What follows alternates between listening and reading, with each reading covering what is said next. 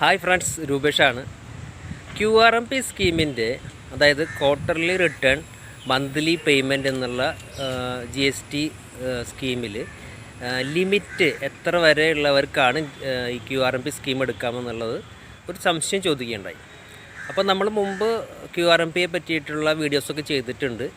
എങ്കിൽ കൂടി അതൊന്ന് ഇങ്ങനെയുള്ള സംശയം ഉള്ളവർക്ക് വേണ്ടിയിട്ടാണ് പ്രാക്ടിക്കലായിട്ടുള്ളൊരു ചോദ്യത്തിനായിട്ട് ഒരു ഉത്തരം എന്നുള്ള രീതിയിൽ വീഡിയോ ചെയ്യുന്നത്. ഇത് നമുക്കൊന്നുകിൽ നമുക്ക് രജിസ്ട്രേഷൻ എടുക്കുമ്പോൾ തന്നെ QRMP എന്നുള്ള സ്കീമിൽ നമുക്ക് രജിസ്റ്റർ ചെയ്യാം, അല്ലെങ്കിൽ നമുക്ക് QRMPയിലോട്ട് മാറാം.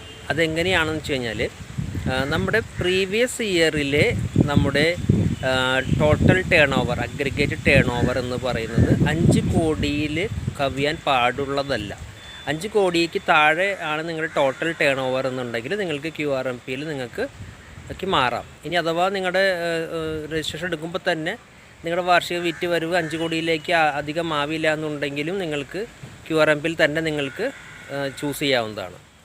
ഇനി നിങ്ങളിത് എടുത്തതിന് ശേഷം നിങ്ങളുടെ സെയിൽസ് ടേൺ ഓവർ 5 കോടിക്ക് മുകളിലേക്ക് പോകുന്നു എന്നുണ്ടെങ്കിൽ, അല്ലെങ്കിൽ പോയി എന്നുണ്ടെങ്കിൽ, സ്വാഭാവികമായിട്ടും അടുത്ത ക്വാർട്ടർ മുതൽ നിങ്ങൾ മന്ത്ലി റിട്ടേൺസ് ഫയൽ ചെയ്യുന്ന രീതിയിലേക്ക്, മന്ത്ലി റിട്ടേൺ എന്നുള്ള രീതിയിലേക്ക് നിങ്ങളുടെ സ്കീം ഓട്ടോമാറ്റിക്കലി മാറുന്നതായിരിക്കും. ഇതാണ് QRMPയെ പറ്റി നിങ്ങൾ മനസ്സിലാക്കേണ്ട ഒരു കാര്യം.